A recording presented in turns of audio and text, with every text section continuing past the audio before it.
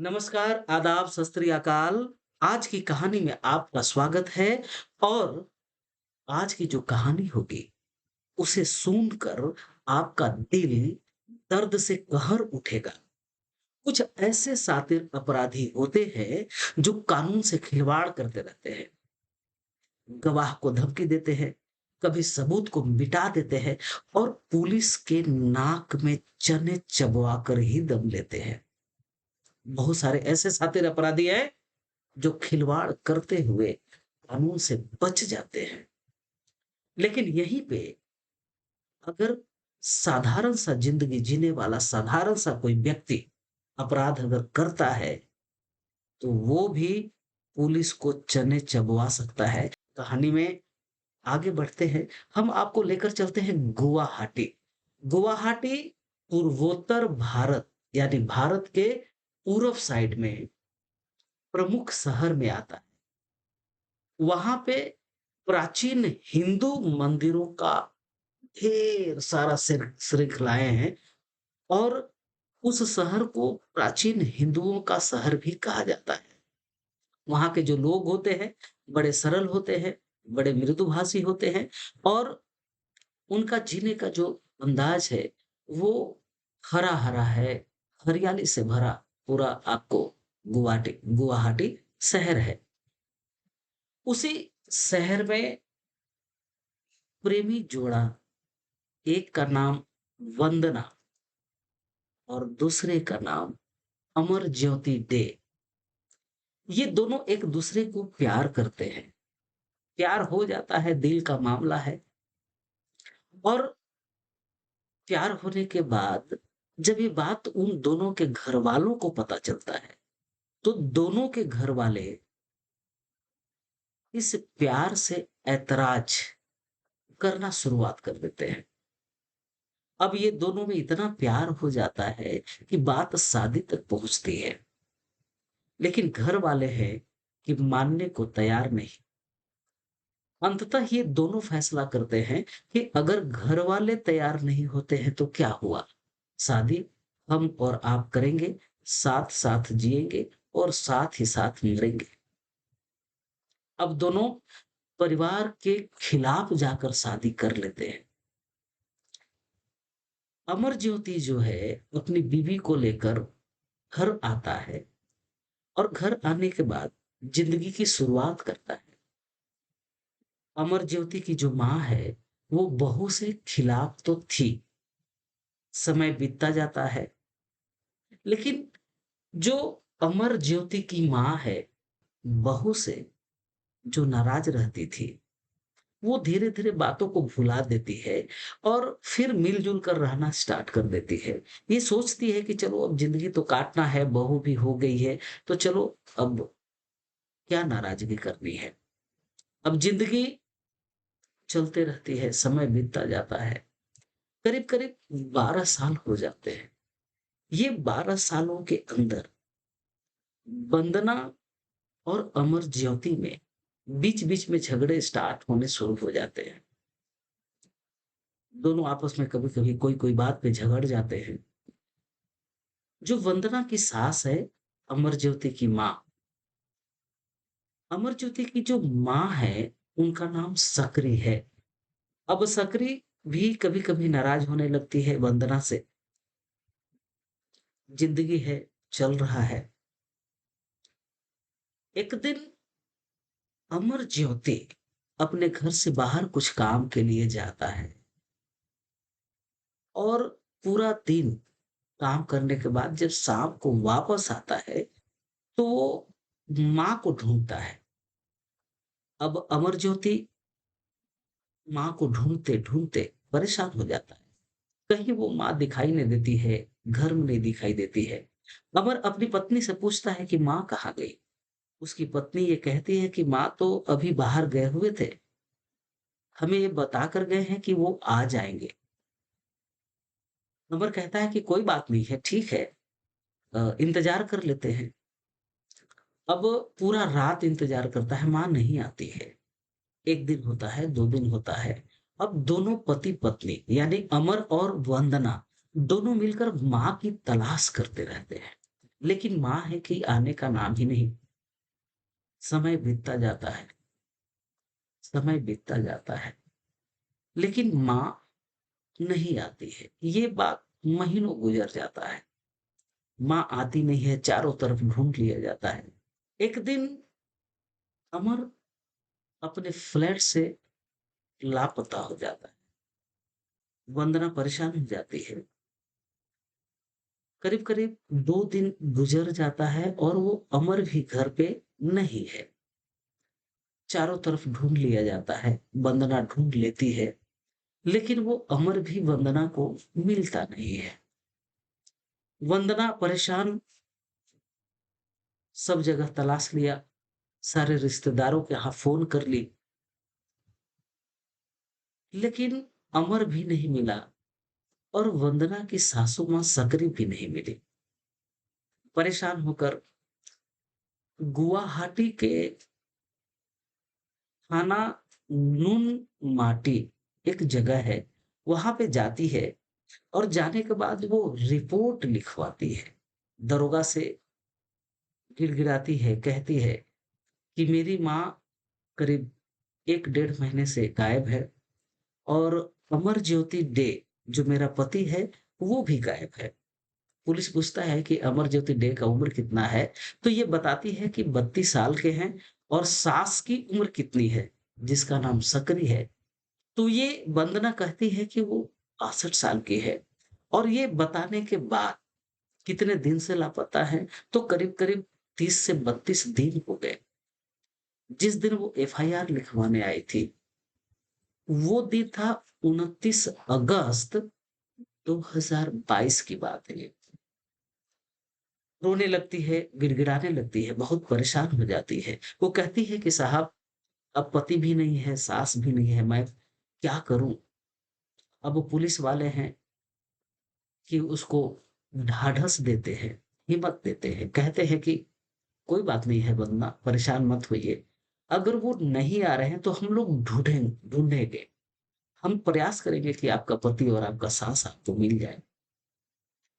वहाँ से एफआईआर दर्ज करवाने के बाद यानी पुलिस वाले जब देखते हैं कि 2-2 लापता है और इतना दिन हो गया है और रो भी रही है, परेशान है, तो स्वाभाविक है इसके जो अ, रोने से कहने के आधार के ऊपर पुलिस एफआईआर दर्ज कर लेती है और पुलिस अपना काम करना स्टार्ट कर देती है।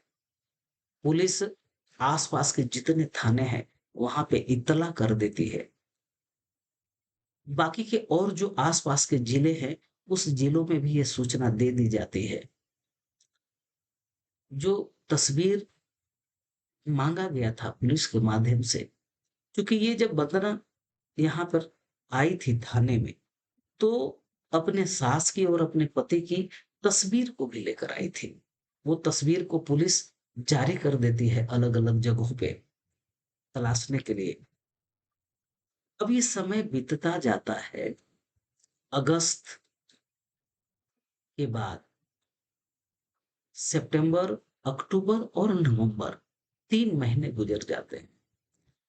नवंबर में एक लड़का उसी थाना में जो थाना आपको नूनमाटी है, उसी नूनमाटी थाना में जो अमर ज्योति का भतीजा है, भाई का लड़का, वो आता है यहाँ पे और आने के बाद पुलिस को ये दोनों यानी अमर ज्योति और सकरी के गुमशुदा होने की रिपोर्ट लिखवाता है।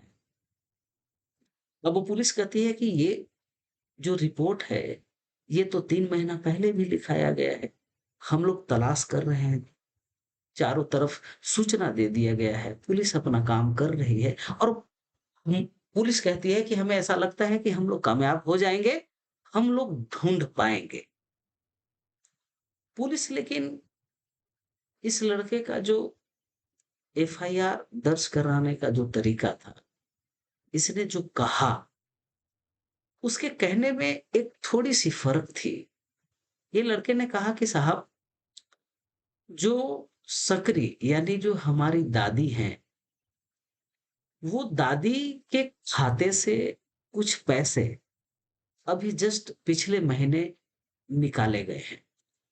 इसका मतलब ये होता है कि शायद दादी पैसे निकाली हों, क्योंकि दादी पैसे खुद से कैसे निकाल सकती है कि जब भी उन्हें पैसे की आवश्यकता होती थी, तो वो हमें कहते थे। और दूसरी बात है कि उनका जो फ़ोन है वो जो फ़ोन है, जो बैंक में लिंक्ड है, वो फ़ोन भी वो मेरे पास ही रहा है। उस दिन उन्होंने दे दिया था फ़ोन और वो फ़ोन मेरे पास है, वो फ़ोन थाना में वो दिखाता है। अब जो बैंक से पैसे निकले हैं, चूँकि वो नंबर लिंक था उस खाते में, पैसे निकलने के बाद एसएमएस आता है उस मोबाइल पे, पुलिस देखती है कि हाँ, यार पैसा तो निकला हुआ है। लेकिन जो एफआईआर पहले लिखवाया गया था वंदना के माध्यम से, दोनों की गुमशुदगी का, ये जो लड़का आज आया है, ये भी गुमशुदगी का ही रिपोर्ट लिखवा रहा है, लेकिन इसके अंदर कुछ एक अलग-सी बात है कि बैंक खाते से पैसे भी निकले हैं और ये लड़का कहता है, उस रिपोर्ट के अंदर लिखवाता है कि साहब, मुझे शक है कहीं वंदना ने तो कुछ नहीं किया। अब यहाँ से पुलिस अपना एंगल निकालती है और केस को 3D एंगल से देखना स्टार्ट करती है। नज़रिया पुलिस अपना बदलती है और इस लड़के के बयान पे काम करना स्टार्ट करती है। अब पुलिस अपना काम कर रही है। नवंबर के बाद दिसंबर बीत जाता है, जनवरी बीत जाता है। फरवरी में वंदना पुनः उसी थाने में आती है, ये पूछने कि साहब, हमने जो एफआईआर दर्ज करवाया था, उसका काम कहाँ तक आप लोगों ने किया? अभी तक हमारे पति घर नहीं आए, मेरी सास घर नहीं आई।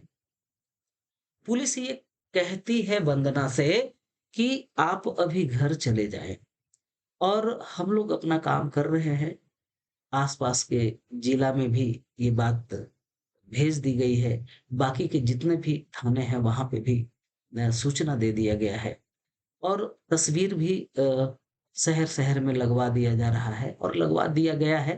तलाश जारी है, आप घर जाएँ। वंदना बात करके अपना घर वापस लौटती है। पुलिस अपना काम कर रही थी, लेकिन पुलिस उसका जो वंदना का नंबर है, वो सर्विलांस पे रख देती है और नज़र रखती है वंदना के कार्यकलापों पर, वंदना के एक्टिविटीज़ पर पुलिस नज़र रखती है।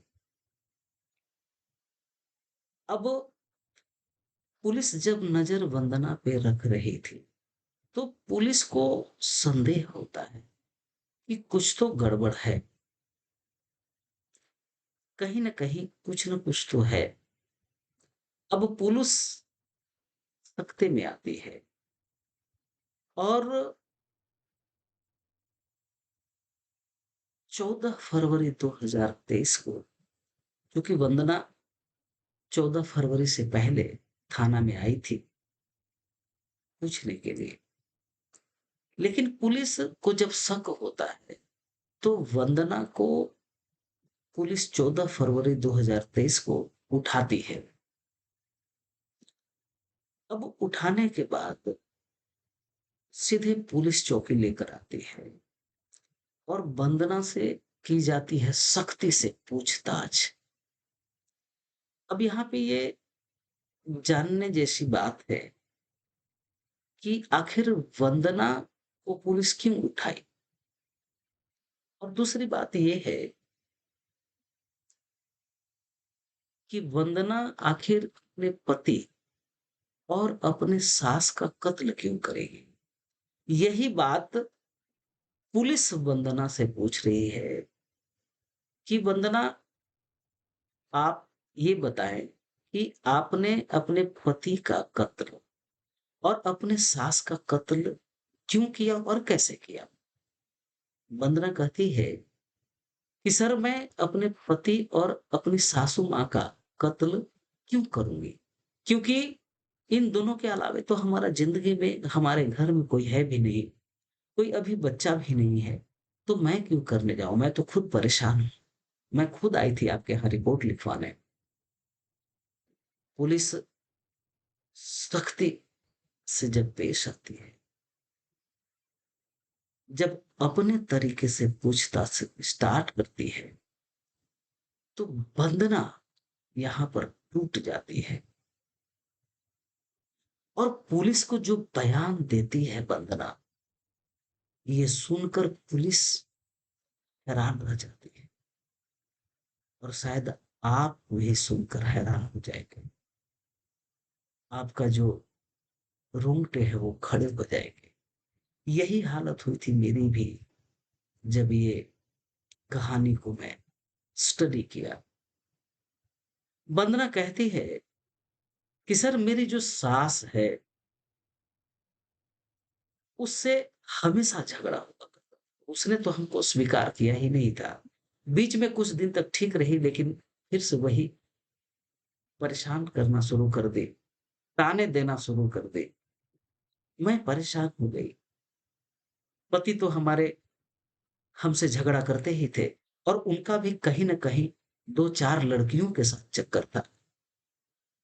पति हमको मारते थे, पीटते थे, प्रताड़ित करते थे। एक दिन मैंने परेशान होकर मैं जिम जॉइन कर गई। पहले-पहले तो मेरी सास जो है जिम जाने के लिए यानी जो वंदना है बीच में परेशान होकर जिम में एज़ ए ट्रेनर जॉइन कर गई थी। ट्रेनिंग देने का काम करती थी। तो वंदना ने कहा कि सास तो शुरुआत में मुझे मदद की, मगर बाद में वो पीछे हट गई और मुझे बहुत परेशान करना शुरू कर दी। उसने जब मुझे परेशान करना शुरू कर दी, तो मैं दिमागी तौर पे बहुत ज़्यादा परेशान हो गई थी और मैंने ये सोचा कि इसे अपने रास्ते से हटाना ही पड़ेगा। सर, मेरे पति काम पर गए थे। उस दिन हमारी सास यानी सकरी जब सोई थी, तो मैं कमरे में गई और तकिया से उसका मुँह और नाक को दबाकर मार डाला और मारने के बाद मैंने अपना दोस्त को बुलाया, क्योंकि पुलिस ने वंदना के 2 सहयोगियों को भी अरेस्ट करके लेकर आई थी और वो जो 2 दोस्त थे इसके, उन दोनों का नाम था, एक का नाम था धंती डेका जो 32 साल का था और दूसरे का नाम था अरूप डेका, ये 27 साल का लड़का था। अब जब इसने सकरी को तकिए से नाक और मुंह को दबाकर मार डाला, तो वंदना ने ये दोनों को फ़ोन किया। ये दोनों आए और अपनी सास यानी वंदना की सास जो मर चुकी है, उसके लाश को ये दोनों मिलकर 3 टुकड़े किए, प्लास्टिक के बैग में भरे और कार लेकर आए थे और कार में डालकर सीधे मेघालय यानी पड़ोसी राज्य बॉर्डर पार कर जाते हैं और मेघालय जाकर सुनसान जगह पे लाश के 3 टुकड़ों को अलग-अलग जगह पर फेंक कर वापस आते हैं। पुलिस जब सख्ती बरती, बोला सास तो उस दिन गायब हो गई थी, लेकिन पति के साथ तुम ढूंढने का नाटक क्यों कर रही थी? वंदना ने कहा, श्रीमान, मैं मौके की तलाश में थी कि मैं अपने पति अमर ज्योति डे को भी खत्म कर दूं। मौका मिल नहीं रहा था, समय बीतता जा रहा था। आखिर 1 महीने बाद जब वो फ्लैट में अकेले थे, तो मैंने पीछे से अपने पति के सर पर रॉड से वार किया। वो मूर्छित होकर गिर गए और इतने रॉड से मैंने वार किया कि वो वहीं के वहीं मर गए। मैं तुरंत फ़ोन ये दोनों को की, ये दोनों आ गए और आने के बाद अमर ज्योति जो मर चुका है, उसके लाश के 5 टुकड़े चाकू से किए। 5 टुकड़े करने के बाद प्लास्टिक में भरा और उसी कार में डालकर मेघालय राज्य के उन जगहों पर जो सुनसान है, वहां पर फेंक कर आई। ये दोनों मेरी जिंदगी को नरक बना दिए थे। मैं सोच ली थी कि इनकी जिंदगी को मैं छीन लूंगी। ये बयान था वंदना का। वंदना इन दोनों के परेशानियों से परेशान थी, या जो वंदना, ये जो दोनों दोस्त थे, ये दोस्त नहीं थे। इन दोनों के चक्कर में आकर वंदना अपने पति और अपने सास के टुकड़े टुकड़े करने के बाद वहां पर फेंक दी थी।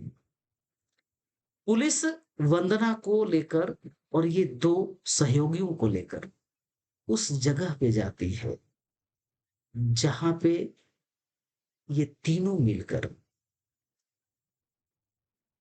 लाश के टुकड़े को फेंका था। पुलिस वहां से लाश के जो अवशेष बचे हुए थे, हड्डियां बची हुई थी, उसको बरामद करती है। जिस कंबल में ढक करके जो इसकी सास थी, उसके लाश को बाहर लेकर गए थे, उस कंबल को भी बरामद किया जाता है। जो चाकू था, उस चाकू को भी बरामद किया जाता है, और जो गाड़ी इस्तेमाल किया गया था लाश को फेंकने के लिए, उस गाड़ी का भी बरामद पुलिस कर लेती है। पुलिस अपना कार्रवाई करने के बाद वंदना को और बाकी ये दो सहयोगियों को जेल के सलाखे को पीछे भेज देती है। दोस्तों, औरत अगर चाहे तो घर को बसा सकती है, घर को स्वर्ग बना सकती है, अगर चाहे तो नरक भी बना सकती है। आज की जो कहानी है, आज की कहानी से ये सीखने को मिलता है कि परिवार को संभालने के लिए एक दूसरे का साथ होना बहुत जरूरी है। कोई जरूरी नहीं है कि सिर्फ एक तरफ से पूरे परिवार को संवारा सजाया जा सकता है। पति को भी चाहिए और पत्नी को भी चाहिए कि मिलजुल कर अपने घर को चला सके। अगर झगड़े किसी बात पे हो, किसी बात पे असहमति हो, तो मिलजुल कर इसका रास्ता निकालना चाहिए। ऐसा नहीं करना चाहिए कि जान ही ले ली जाए या उसकी जिंदगी छीन ली जाए, खत्म कर दिया जाए। अपराध आखिर अपराध होता है। अपराध करने के बाद अपराधी बचता नहीं है, और जिंदगी भर अपराधी को पछतावे के अलावा कुछ हाथ नहीं लगता। आज की कहानी में बस इतना ही। ये कहानी अगर आपको अच्छा लगा तो लाइक करेंगे, शेयर करेंगे और चैनल को सब्सक्राइब करेंगे। अच्छा, शेयर आप इसलिए करेंगे कि कहानी अनमोल जिंदगी पे जो भी कहानियां पोस्ट की जाती है, यहाँ से प्रेरणा मिलती है, और वो प्रेरणा आपके दोस्त के लिए भी हो सकता है, इसलिए आपको शेयर करना है। जय हिंद, जय भारत।